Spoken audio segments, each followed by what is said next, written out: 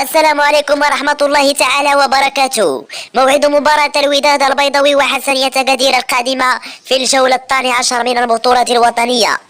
يحتل فريق الوداد البيضاوي المركز الثالث من البطولة الاحترافية برصيد 21 نقطة، بما حسنية أكادير يحتل المركز الثاني عشر برصيد 12 نقطة.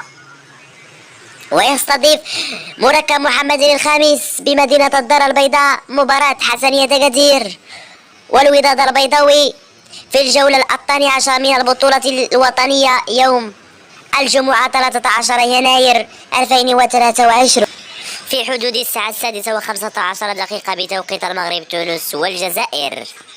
وسيتم نقل هذه المباراة على قناة الرياضية المغربية.